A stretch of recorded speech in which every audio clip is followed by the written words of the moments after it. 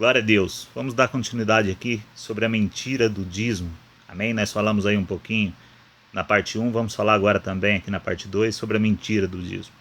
A mentira do dízimo nós citamos ali sobre Deuteronômio, capítulo 14, a qual Moisés diz que era mantimento, mas para quebrar a mentira dos pastores e padres, enfim, todos os líderes religiosos que diz que naquela época não existia dinheiro, Moisés diz ali, a partir do versículo 22, Deuteronômio 14, 22 a seguir, que se o caminho que o Senhor mandasse você levar o seu dízimo fosse muito longe, você venderia ali as suas vacas, as novilhas, aquelas coisas que você juntou dos seus 10% ali, de toda a tua colheita, de toda a tua... que produzisse a terra, amém? Do teu rebanho, e você vendia, catava aquele dinheiro e levava até aonde o Senhor mandasse, isso se o caminho fosse longe. E chegando lá você compraria tudo o que deseja a sua alma, entrasse na casa do Senhor e fazia uma festa para você e para sua família. Amém? Não era para os líderes religiosos igual hoje não. E a cada 3 anos você ia fazer uma festa dessa na sua casa para os sacerdotes levitas. Amém?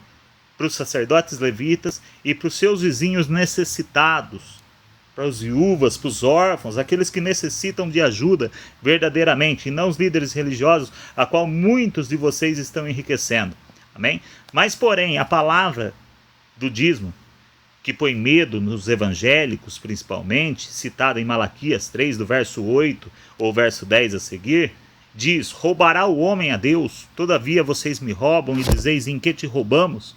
E Deus diz: nos dízimos e nas ofertas. Com maldições sois amaldiçoados, porque me roubais a mim, vós toda a nação. Trazei todos os dízimos da casa do tesouro, para que haja mantimento na minha casa, mantimento, não dinheiro. Amém? Nós sabemos que Jesus disse em Mateus 6, que nós não podemos servir a 2 senhores, a Deus e a Mamon, que significa dinheiro, a Deus e as riquezas. Será que o Deus que é contra Mamon aceitaria dinheiro dentro da sua casa? De maneira alguma. Então não é permitido de maneira alguma você levar dinheiro na casa do Senhor. Isso é uma blasfêmia contra o seu Deus. Você está blasfemando contra o seu Deus. Amém? Você está adorando ali Mamon. Você não está adorando a Deus quando você faz esse tipo de oferta, porque a oferta aceita pelo nosso Deus. É como Paulo disse em Romanos 12, rogo-vos, pois, irmãos, que vocês apresentem o vosso corpo em sacrifício vivo, santo e agradável a Deus. Amém? Mas como o foco dessa pregação, dessa palavra é Malaquias, eu quero dizer para vocês que no verso 1 do capítulo 3, verso 2 e 3, o Senhor diz assim: eis que eu envio o meu anjo, que preparará o caminho diante de mim. E de repente virá o seu templo, e o Senhor a quem vós buscais, o anjo do concerto, a quem vós desejais, eis que vem, diz o Senhor dos Exércitos. Mas quem suportará o dia da sua vinda? E quem subsistirá quando ele aparecer?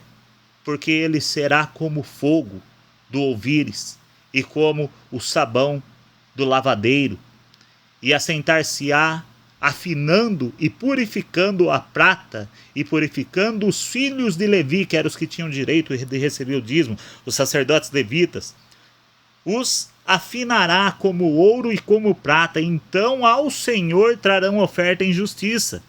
Ou seja, a oferta do seu corpo, como diz Paulo, em sacrifício vivo, negando as suas vontades para fazer a vontade de Deus. Amém? E não de catar e deixar de pagar alguma dívida para levar dinheiro, para engordar aí o bolso, a conta desse povo aí que já estão ricos enquanto outros passam fome. Amém? Ou seja, no livro de Malaquias, a palavra diz sobre também um devorador, que Deus repreenderia o devorador quando você desse o dízimo. Lembramos que o devorador naquela época no Velho Testamento era um gafanhoto, e não era o demônio que eles dizem hoje aí para colocar medo nas pessoas, porque as pessoas, 90%, dão dízimo, não é porque querem dar o dízimo, porque tem medo de ser amaldiçoado.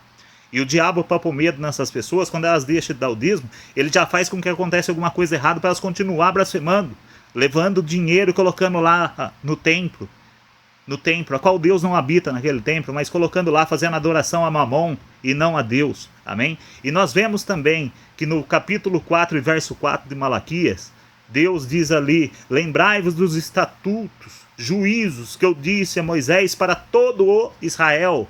Amém? Isso aqui era para o povo de Israel. Amém? E nós vemos no livro de Hebreus, no capítulo 7 e verso 5. Somente mais um exemplo aqui que eu vou dar para dar continuidade no próximo vídeo. Que diz assim: e os que dentre os filhos de Levi recebem o sacerdócio têm ordem, segundo a lei, de tomar o dízimo do povo, isto é, dos seus irmãos, ainda que tenham descendido de Abraão. Amém?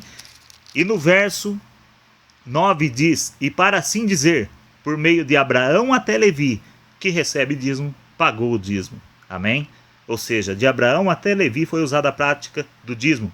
No Novo Testamento, após a morte de Cristo, nunca ninguém pregou sobre dízimo. Pergunta aí para o seu pastor, fala: pastor, após a morte de Jesus, que foi feito o novo concerto, o sangue do novo concerto do Novo Testamento que foi derramado por nós, me mostra aqui onde Jesus pede, ou Paulo pede, ou Pedro, ou João, ou Tiago, ou Judas, para poder a gente dar dízimo, pastor.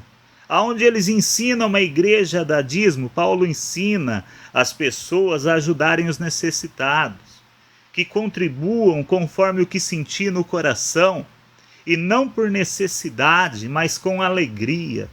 Amém? Conforme o que você sentir no seu coração, o propósito do seu coração, o que você sentir, e não como se fosse obrigação, porque Deus não é servido e Ele nem se agrada que você faça algo porque você acha que é obrigado a fazer. Por isso que você tem o livre-arbítrio, que é a base do trono de Deus para o ser humano. Então, lê aí na sua casa, Isaías 58, lê Atos 17, sobre Paulo falando ali aos atenienses, e você vai entender. E no próximo vídeo a gente fala mais sobre a prática do dízimo nas igrejas de hoje. Que Deus abençoe a todos em nome de Jesus.